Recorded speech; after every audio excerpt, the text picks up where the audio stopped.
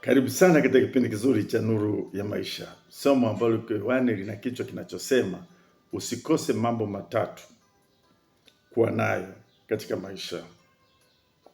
Mambo matatu kuwa nayo katika maisha ni somo zuri. Ni mimi Mwalimu Peter nakukaribisha hapa Nuru ya Maisha.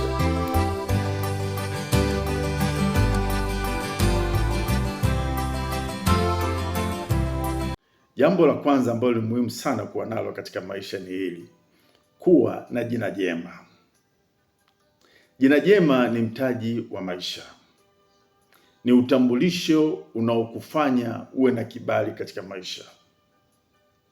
Jina jema linafanya watu wakuamini, linafanya milango ifunguke hata wewe usipokuwepo.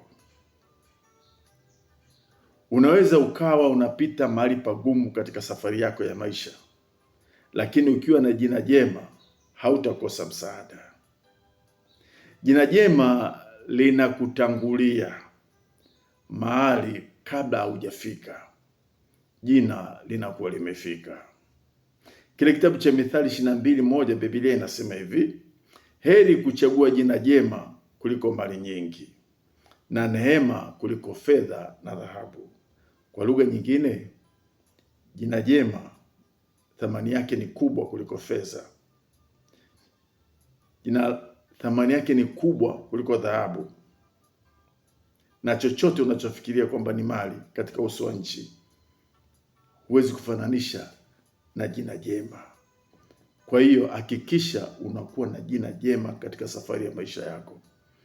Milango ya baraka inafunguka isivyokuwa kawaida. Fursa hautazipigania, zitakutafuta. Watu watatafuta kufanya kazi na wewe.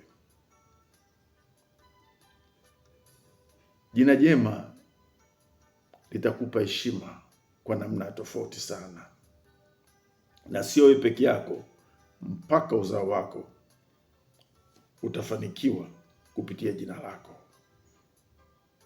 Kwa hiyo hakikisha unakuwa na jina jema kila siku. Hilo ni jambo la kwanza. Jambo la pili ambalo unatakiwa uhakikishe unakuwa nalo: hekima ya kutawala kinywa chako. Kinywa ni chombo cha baraka, lakini cha ajabu, kinywa kinaweza kuwa chombo cha laana. Unachokizungumza kinaweza kukuinua au kikakushusha chini kabisa. Unachozungumza kinaweza kukuepusha na tabu au kikakuingiza kwenye migogoro. Unachozungumza kinaweza kukupa kibali, lakini kinaweza kukuingiza kwenye mateso na kilio. Kwa hiyo hekima ya kutawala kinywa inakupa kusema, inakupa kukaa kimya kwa wakati sahihi, inakupa kuchagua maneno ya kusema, ili maneno utakayosema yanakuwa baraka kwenye maisha yako.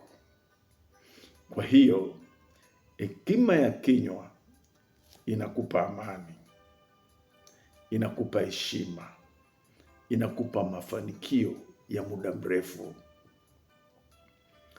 Biblia inathibitisha maneno haya katika kile kitabu cha Mithali 18:20. Inasema hivi: tumbo la mtu litajazwa matunda ya kinywa chake, atashiba mazao ya midomo yake. Kwa hiyo mdomo huu una uwezo wa kukufanikisha, lakini una uwezo wa kuangamiza maisha yako. Kwa hiyo hakikisha unakuwa na hekima ya kutunza kinywa chako. Utaepuka na vitu vingi sana, lakini utaifanya safari ya maisha yako kuwa nyepesi na salama. Jambo la tatu muhimu sana kuwa nalo kwenye maisha, kama hauna litafute kwa bidii: hekima ya uaminifu. Uaminifu ni mtaji mkubwa kuliko pesa, kuliko dhahabu. Uaminifu huvuta neema na neema inakupa kibali. Uaminifu inakupa uwezo wa kuona mbali. Uaminifu inakupa uwezo wa kusaidiwa au kubebwa wakati umepoteza nguvu. Uaminifu. Uaminifu unakuepusha na maamuzi ya pupa. Kile kitabu cha Luka 16:10 Biblia inasema hivi: aliye mwaminifu katika madogo huaminika katika makubwa. Kwa hiyo uaminifu unakupa kukubalika kwa kiwango kikubwa sana. Watu wako tayari kukupa vitu vingi pasipo shaka.